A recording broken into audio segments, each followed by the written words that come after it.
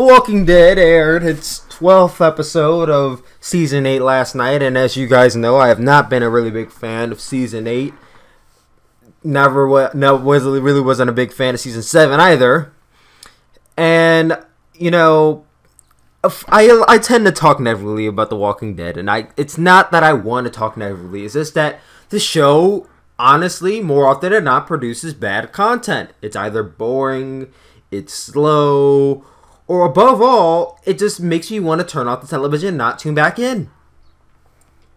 But last night was different. It was different. For the first time, it would seem like a very, very long time, I legitimately enjoyed this episode. And I know you're probably wondering, Tyler, are you okay? You might have gotten sick last night. Maybe you got bit by a walker and now you're seeing things. You must have thought that you saw an actual good episode of Walking Dead. Maybe you were just watching a refund and we're on to Season 5 or Season 4 and that's why you thought it was good. Guys, I swear to God, I tuned into Season 8, Episode 12 of The Walking Dead. Not only did I not fall asleep, but I managed to keep my interest the entire time. At some points, I rolled my eyes, but at most points, mostly the scenes with Rick and Negan, I honestly was intrigued and interested. And in just a few minutes, just a few seconds, I'm going to tell you guys why I thought this was the best episode The Walking Dead has done in a very, very long time.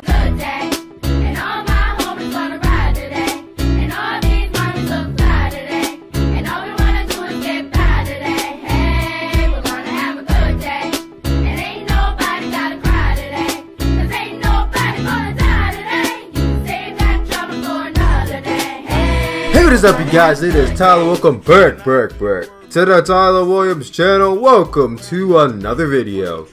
As you guys just heard, I can't sit here and tell you that I have nothing at all bad to say about this episode. But this is going to be an this is going to be a predominantly positive review about the episode, because honestly, I thought that for all it was worth, this was a pretty good episode of The Walking Dead. I have not seen a good episode of The Walking Dead in what seems like forever. It's hard to believe, but I feel like the last good episode of The Walking Dead, the last really good episode of The Walking Dead. Now, I don't know if I want to say this is a really good episode. The last really good episode of The Walking Dead was the first episode of Season 7. That was the last really good episode we have. The last good episode of The Walking Dead, I can say, was Season 7, Episode 5. The episode with Rick, Negan, and Carl. This, I think, that was the last good episode. Every other episode was either bad, okay, or decent. This was a good episode. It took a whole season and a half to get to that point, but hey, they managed to pull it off. And like I said before, if it's a spade, I'm going to call it a spade. If it's shit, I'll call it shit. And when it's good, I'll call it good. And I'm going to call it good. So let's get through this episode because I took notes throughout the entire episode. Alright? So we start off with some close-ups of the saviors. I really could have done without those close-ups, honestly. I really did not need to see Daryl number 2's burnt-ass face. You know what? I think his name... What is his name? I wrote it down somewhere. I wrote it down a third time. Its name is, Dwight. That's what it is, Dwight.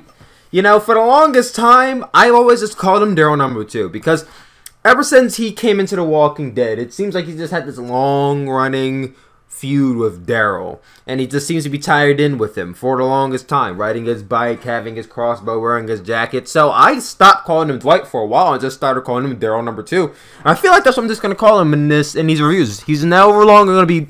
He's dumbing for the future. If you want to know why I'm not talking about Dwight, I am talking about Dwight. When I talk about Dwight, he will be referred to as Daryl number 2. So we got close-ups of Daryl number 2, Negan, and Simon, who I'm going to refer as... Alright, so we're going to give code names for some of these people. So Daryl number 2 is Dwight, and Simon is Trevor. So Trevor and Daryl number 2 got close-ups. We saw the Saviors deciding to contaminate their weapons. Negan going into his comic book routes and contaminating the weapons, so that way when he goes in to try and attack the survivors, the Saviors, the whatever they are, the other group, Rick's group, They were going to contaminate the weapons, slice them up, and get them all infected without killing any of them. That's Negan's plan. It's a smart plan, and I want to see it happen. It didn't happen in this episode, but as it appears, it's going to happen in the next episode. Maggie and Rosita seem to be in agreement that they both want Negan dead. Enid comes into the shot talking about how she agrees she wants Negan dead too. And you know, I wrote, wow, I wonder what's going to make them change their minds. Because we all know what this is heading to. It seems like it's heading towards Negan and Rick coming to an agreement and everyone lives in peace and harmony. I've said this in previous episodes. So with Maggie and Rosita, mind you, Negan killed Maggie. Negan didn't kill Maggie. That would be really shocking if that happened. Negan killed Glenn, Maggie's husband, and he also killed Abraham, Rosita's ex-boyfriend. So Maggie and Rosita both have something to be pissed off at Negan about and want to kill him. So my question is, if Negan and Rick are going to come to an agreement in the final episode, what is going to make Maggie and Rosita change their minds? Is it going to be, well, Carl said this and Carl said so? I don't know. What would make them change their minds? I mean, honestly, here's the thing. If I had a girlfriend, and let's say I'm in Walking Dead, using my logic here. If I have a girlfriend, and a group comes by, and the leader kills my girlfriend, in front of me, nonetheless, in front of me, kills my girlfriend. I don't give a shit if the leader of my group's son told me, I don't want you guys to fight anymore. I don't care if my own goddamn mother said she doesn't want me to kill the... Fuck that shit. I'm going to kill the leader the first chance I get. And I'm going to force all of his people to watch me kill the leader. I don't give a shit who thinks otherwise. So I don't know what is going to... I know what's going to make them change their minds. But just hearing what I said and listening to them changing their minds doesn't make too much sense. Just saying. After that, I realized that Enid managed to outlive Carl. This pissed me off greatly, because you guys know that I do not like Enid at all. So knowing that she outlived someone who is day one-ish to The Walking Dead just infuriates me. So this actually made me kind of angry watching this and realizing, oh shit, when Enid said Carl, I'm like, this... Ooh, I did not want to say that. This person managed to outlive day one-ish Carl. How did this happen? How did we get to that point? It's one of the biggest travesties of this show, honestly. One of the biggest. We then got to Negan and his group were heading to Rick's area. Rick actually caught on to this with some binoculars. I guess he saw them heading down. He got in his car, drove on, and actually found Negan's car, which led to him knocking Negan's car out of course with everyone else, and he got lost, and it led to a car chase between Negan and Rick. A car chase down between Negan and Rick in The Walking Dead. Now, how often... I don't think this is ever even... Now, I might be wrong, but I don't think a car chase in The Walking Dead... You know what? The first episode of The Walking Dead, I think that happened. Maybe the second episode. But ever since then, I don't think there's ever been really a car chase in The Walking Dead. How often do you see this? It's stuff like this. Stuff where they never really do. Unique stuff like this. That keeps me intrigued. And I'll be the first to admit.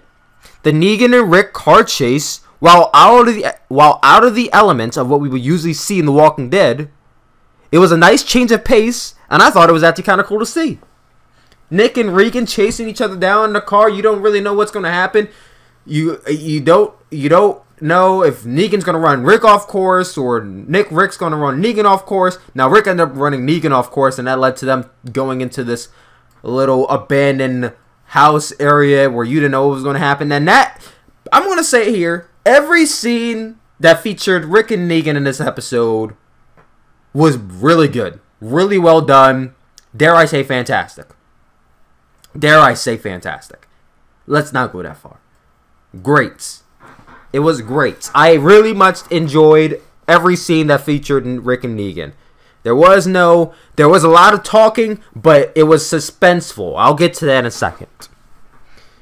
Rick follows Negan into there. Now they're jaw-jacking each other, But here's the thing. They're not jaw-jacking each other over the fucking radio. They're not jaw-jacking each other and not doing anything about it. This time, they're jaw-jacking each other in an abandoned warehouse. No lights. They can barely see. All the while, Rick is chasing Negan down with a gun. So you can see why, at points when they're jaw-jacking each other like this, it actually makes for exciting television. Because you could be calling someone a shithead and this and that and popping off at the mouth. But if there's nothing going on, or there's nothing going to lead to it, then there's no point of anyone saying anything. However, if you gotta call someone shithead, all the while you're chasing them down, trying to, you know, knock their jaw off, clean off their face, then it adds a different element to the fight. And that's why it made this scene so good. So Rick and Negan are chasing each other down. Rick actually catches Negan. He's shooting at him, and he's missing, of course. This actually I will excuse because they're in a house, not in the open. They're in a house, so I can excuse why Rick would not hit Negan a bunch of times. There's a bunch of walls and everything in the way. All the while, there are walkers in here, mind you, so they're all trying to avoid walkers at the same time. Rick catches Negan in a position where he can kill him, but he's out of bullets. Negan runs up the steps of this place, and he's like, "You're out of bullets, Rick." Stating the obvious. Rick decides, hey, I have an axe that I seem to never use most of the time. Let me use that now. He takes out his axe. He chucks it at Negan. Negan gets out of the way, ends up falling into the guardrail of the, you know how houses have that little guardrail. But, you know, it's old as shit, so the guardrail breaks down, and Negan's dangling from the second story. Now, what I found really funny is that in this house, there's this really big hole underneath of where Negan's about to fall at. So it's like Negan has either one choice. Negan can either drop down into this hole. We don't know how deep it is or what's at the bottom. Possibly die or hurt himself. Or he can let Rick get to the top of the steps and possibly chop his fingers off. Negan decides, fuck that shit, and just drops down. Which I thought was really cool and really funny at the same time. I was laughing because I was like, just seeing Negan drop down into this hole, and you don't know what. Of course, Negan's not going to die from that fall, but you don't know what's at the bottom of it. And they cut the commercial, and for the first time in a very, very long time, when they cut the commercial, I was very mad, because I wanted to see what was going to happen next. It's been a while since I had that feeling. I like that feeling. They need to keep that more often. We got more of that feeling. Now, here's what we came back to was pretty weird. We came back to Enid, Maggie, and Michonne. They've come across these group of 3 women. The first thing I did was I rolled my eyes so hard that I thought they were going to get stuck in the back of my fucking head. I said, why the fuck are we introducing more characters? We do not need more characters. Stop! Stop introducing new characters to this show. Now this is where the rant might come in. I don't care if they're a good guy. I don't care if they're a bad guy.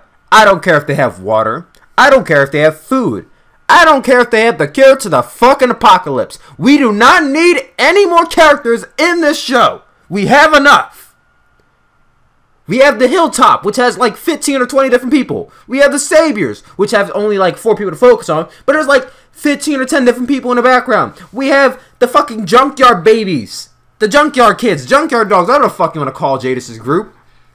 It's really focused on Jadis, but there's like 15 other people in that group too. We don't need any more characters. Stop introducing more characters. Enough. Leave them... I don't understand why they wanted to do this.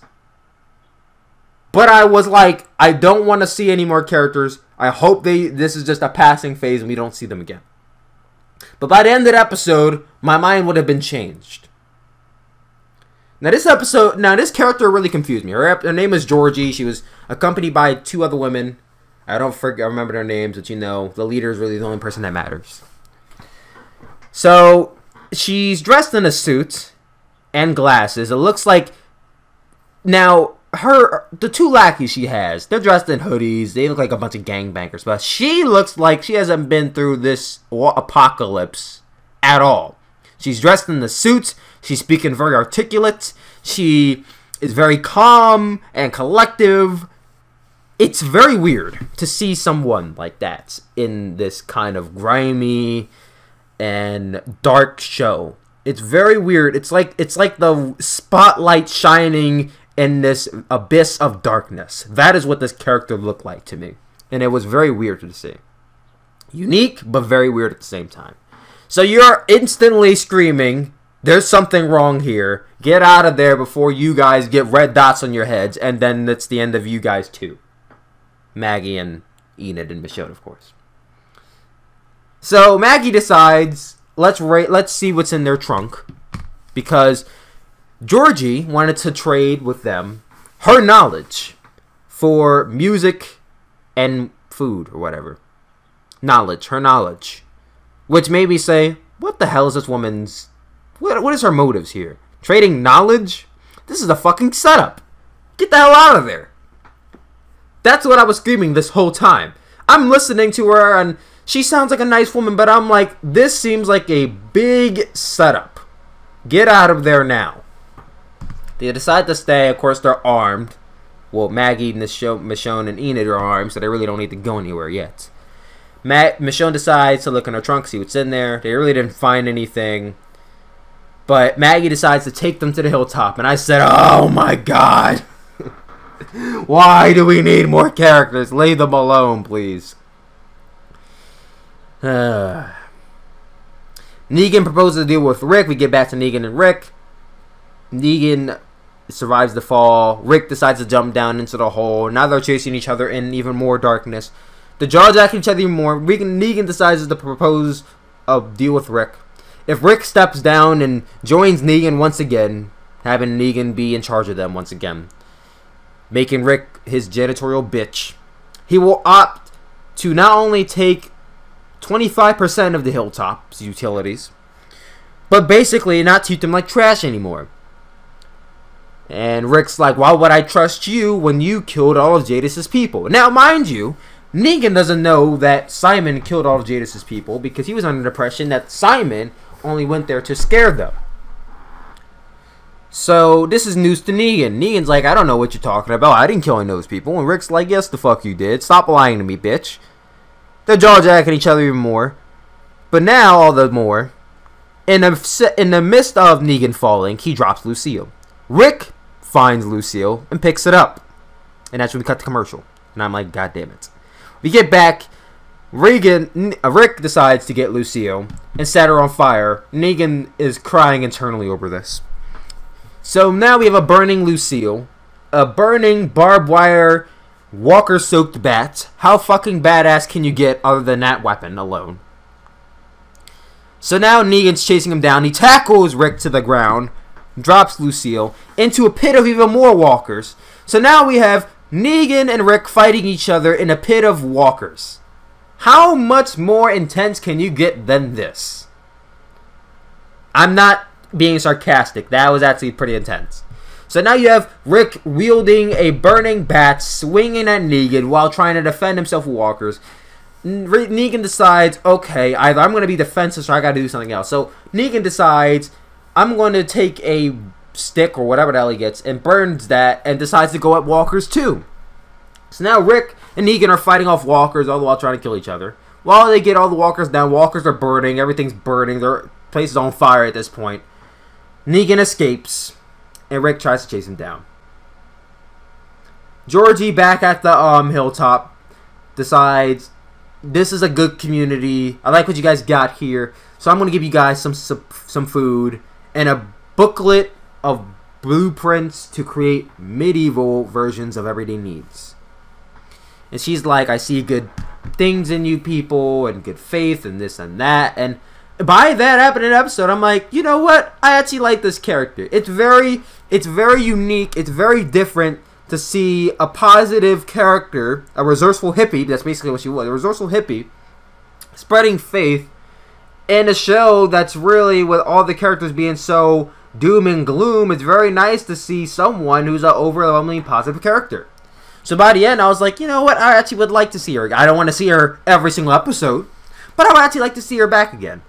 She left, giving them all the things that she thought they would need. Now, in the background, before this even happened, we have Enid and Maggie deciding, let's raid them. Let's take all of their stuff and send them on their way. In which I say, what a fucking hypocrite you guys are.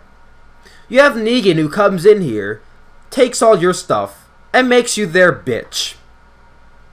You try to set a positive example, and now here comes this group who is setting nothing but a positive example for you guys, and you want to take their stuff and leave them on their way to fucking die with no food, no resources whatsoever. What a fucking hypocrite Maggie has turned into. It takes Michonne to persuade her and Enid out of doing it, and that's what led to the treaty that Maggie and Georgie had. Enid was talking some more bullshit. I really didn't care. Episode ends with Simon talking to his group. He regroups with all the whatever the hell they're called. Negan's group. Negan's out of the picture because, you know, Negan escaped. He didn't find his group. So Simon's like, Negan's out of the picture for now, but we don't know if he's dead or alive. So we're going to go with my plan. My plan is let's go and kill these motherfuckers. Because Simon wants to kill them, but Negan wants to make a treaty of some sort before he kills them. But Simon's like, nah, fuck that. We're just going to kill them. So Simon's like, let's go in and let's kill these people. And everyone's in an agreement except for Dwight, who, you know, is playing both sides. Episode ends with Negan seemingly okay in someone's car. Now, I'm thinking it's in Rick's car, and I was about to be ready to turn this shit off and be like, okay, I think I'm done with this episode. But in a twist of events, it is Jadis driving the car with a gun to Negan's head. Negan laughs, and Jadis is like, shut up, and episode ends. So now we have Jadis in possession of Negan. We don't know what's going to happen there. We kind of do know what's going to happen, but we don't know what's going to happen there. We're gonna act like we don't know what's going to happen there. We have Simon getting ready to go in and kill Rick's group. And Rick is kind of oblivious to this. Well, Rick's not oblivious, but Rick is away from his group, so he can't tell them to be on their guard. Now, while they're on their guard, they don't know that the Saviors are coming to get them. We get previews of the next episode, and immediately at the end of that preview, I see a scene that is very reminiscent of the comic books. I can't tell you guys what it is. You guys, if you guys saw the previews of this week's episode, next week's episode, you guys know what I'm talking about. But I said, yes, I'm in. I am in. And I am very much excited for next week's episode. If not for anything else but the scene I saw in the previews. So that was your review of this week's episode of The Walking Dead. I actually liked it.